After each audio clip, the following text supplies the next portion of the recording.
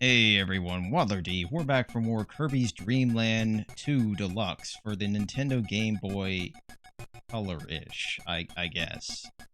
But we have now taken on two places. They've been cleared of their problems, hopefully.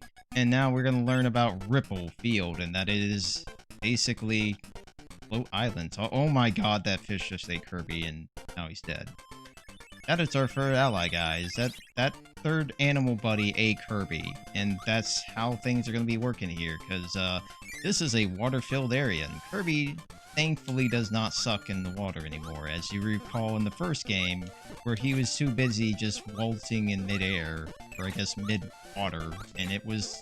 Of course, these things are now filled with nitroglycerin, for sure.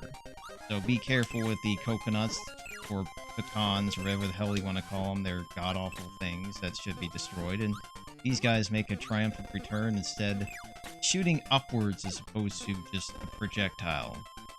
What's up, Stone? How you doing? Stone's pretty decent, mainly because there's actual physics with this particular ability. Kinda nice, because for one thing, it does make certain areas a breeze, because you just roll down a hill and take everything with you. But also, it makes you invincible. Well, that really sucked.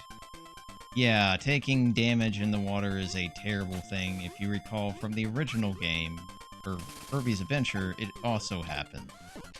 What didn't happen is that you can throw cutters in the water, or use your ability in the water. Before, you would just blow frickin' bubbles, or if you had a sword or something that is a weapon-based ability, yeah, that would happen instead, but here, this is the only time you're gonna ever see Kirby just frickin' toss boomerang cutters underwater. It's actually kind of crazy, but unfortunately, it's going to be a one-and-done kind of job. But I'm really glad Kirby can actually swim in this game, like, and blow bubbles, because that's the main... That's like the norm from this point on. Kirby should only be doing this. Also glad that Kirby is actually, like, producing air from his lungs in some way. And wow, we're already done with this level? Yeah, sometimes these levels are kind of short. Or I think I almost nailed that. Almost. Alright. What's the second stage gonna be like? Oh, nice old cliff action. Time to show off the... Okay, we need to, like, check that out real quick. Interesting. So if you hit the very freaking corner of that block, it doesn't count. Good to know. Just like all the enemies, when they touch water, insta-dead. Oh, that's good. There goes my star. Shit. Alright, so these pipes kind of reminded me of Super Mario Bros. 3, something I need to get started on here shortly. And unfortunately, Kirby cannot do anything about the currents. So let's go into this room and meet one of the hardest mini-bosses in the game. This guy is an octopus that is electrified. I guess you could call him an electric eel, except he has... yeah. But more importantly, he has probably the most diverse amount of attacks. Right now, he's being very shy about those attacks. But he can throw stars at you. He can shoot an electric wave at you. And this star can explode if you let it, so be careful with that noise. Oh yeah, not to mention shoot the little electric balls. Let's just show off the star explosion. There we go. Yeah, good job, bud. So yeah, pretty interesting mini-boss. Unfortunately, he's only in this game and never again. And he gives you Spark, which is kind of a lame ability by itself, until you get into Kine. Kine is the resident fish of the group, and yes, when you have Spark with him, you get one of the best projectiles in the game, because it is a multi-purpose projectile. For one thing, not only is it an exploding missile, but it's also a light bulb. Don't ask me how the light bulb is getting electrified. It's just Kirby basically channeling a current inside a fish. I'm pretty sure Kine is dead inside right now, but we won't question that too much. However, as you can see, this ability is incredible. Like, you can hold this as long as you want, as long as you don't get tired of it, and when you hit something, it explodes. Not to mention, it lights dark rooms like so. So, Kine actually has one of the best abilities in the game. Like, there is no question that this ability is not absolute king when it comes to usefulness as well as just utility. Pretty damn sweet. Let's showcase. I said let's showcase. Let's not inhale Needle real quick. I need to show. Okay, where the hell's Needle? Yes, I'll wait for you, bud. The thing that you should know about Kine is that he sucks on water. He is basically what if Frog Suit was in a Kirby game, because the way you're moving is just like... But Needle is not the thing you want to look out for. Needle is consistently one of the worst abilities in this game, but I do like the fact that it just absolutely devastated that whole Spark Storm. Yeah, it's like, he didn't really care about that. One other nice ability is Cutter. Cutter with Kine, basically kind of like sonar, it looks like. Not incredibly useful, but it does shoot out a big-ass projectile. However, the projectiles you might want to consider other than Spark is that you can actually use fire underwater with Kine. Keep this in mind. And you also can inhale your abilities if you get hit. Because Kirby can inhale underwater now when you're in Kine's mouth. It's kind of a nice setup. But I do like the fireball, because look at this range. I mean, you can shoot this and follow it, and it's gonna... Unless there's an enemy in front of it. But it lasts for freaking ever. Pretty damn solid. Also consider it very, very much, because if you totally forget about the fact that it works underwater, and that it's a good projectile, yeah, you're gonna learn the horrors that this game will put you through. But let's go into the final stage of Kine's adventure and get rid of this thing, because it's gonna suck underwater at the moment. And Kine, I like you as an ally to Kirby's cause, but I really do not... Oh god. Guess we're gonna have to show off Paracel. Paracel with Kine sucks. Yeah, it's basically just Kirby just sticks the freaking Paracel out of Kine's mouth. Not the most useful thing, but it does allow you to provide a shield if you hold the B button while moving. But other than that, it's like, okay, I guess. It's definitely better than Bricks, but that's about it. I do like Kine's theme, though. It's very fitting for this fish. He is kind of the derpiest of the bunch. But other than that, he's okay. He will definitely be the least valuable of the group, but you will be using him for no doubt. Like, you need him for a couple of challenges. Speaking of, we need him right now, because we're going to need to grab Stone. And Stone is as you would expect. I think if you use it on a slope, you don't slide down. Oh, yeah, you do.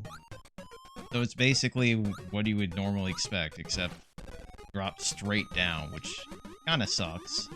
But we need this for a particular door, and you're like, are you sure? It looks like you need Spark.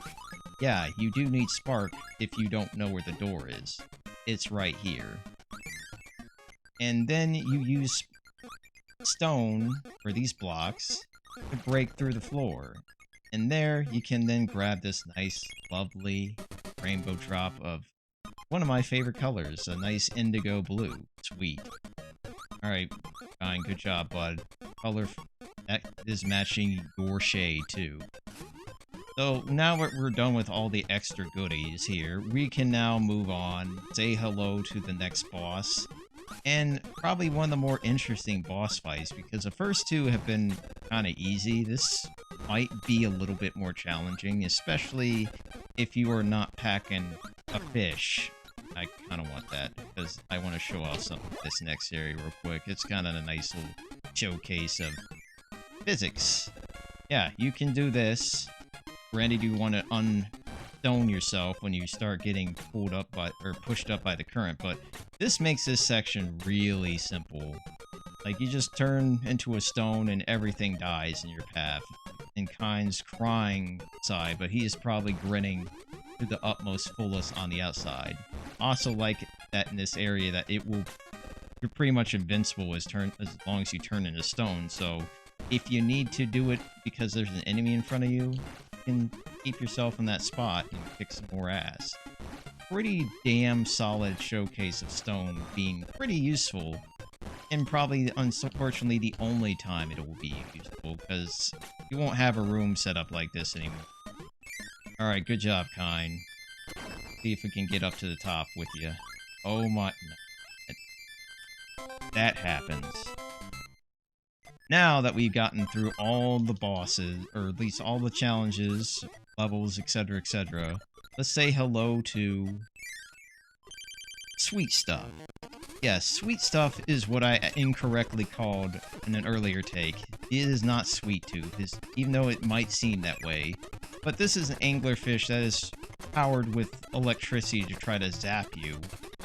And of course he's not done by charging towards you once he's pissed off that he didn't hit you at all. Other than that, if you have Kine for this fight, it becomes much easier. Otherwise, you're going to have to rely on these freaking stars that kind of give me some freaking Lucky Charm vibes. And you can hit those stars to shoot him back at the boss. But once he gets down to this amount of health, he starts shooting a ton of lightning waves at you. Probably trying to, I guess you could call it Thunder Wave, considering how much range it has. But unfortunately, we're not totally done showing this boss off, so we're gonna have to wait one last cycle. Come on. And this is why I hate about boss. Oh, now you're throwing Gordos at me? That's a little dangerous. I do like this boss. It's not the best underwater boss fight. Oh, okay, that's new. Yeah, he gets really interesting when he's near death. Like, all these interesting... Wow, dude. Are you done? Okay. You know what? I approve of that. That was actually pretty cool. Thank you. Boss is a pretty fun ride. The fact that it had 3 freaking phases is very rare for a Kirby boss. Good job, Sweet Stuff. Now we're gonna leave, come back, and then participate in a particular challenge. This might be a step up from the first 2, but it could be easier if you have Kine, for example, because you can just inhale your problems away. But I think it might not be... Oh, right. No, it's not exactly that. It's more like dodge the freaking Gordos while collecting stars. So if you have Kine, this becomes a little bit... Here. Love how Kine just, like, stops dead inside. I guess I'm gonna have to beat a level real quick. Why did I pick this level? Go this one real quick. Oh, right, forgot Kine really sucks in this section. Did I mention that you can actually make this explode on command by pressing the B button? Did I mention this is the best ability in the fucking game? I really hope I did, because the multi-purpose of it is incredible. Alright, you better send me to the top game. Fuck! Alright, let's try this again, with better success, I hope. I mean, I'll have like 30 lives if we screw up more and more, but sure, whatever.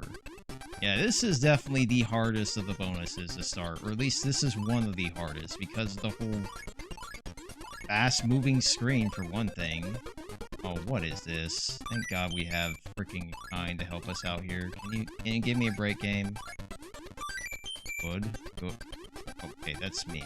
Thank God Kine has a freaking hitbox. Now it's like, you know, you're doing a little too well. Guess what, punk? Here have all these Gordos. But Kirby did it anyway. Excellent. And unfortunately, we're going to have to wave goodbye to Kirby and Kine, as we now take it to the first ice world in a Kirby game. Ever, I believe. And yes, it's going to be as hard as you might think it to be. So next time, we're going to say hello to the iceberg.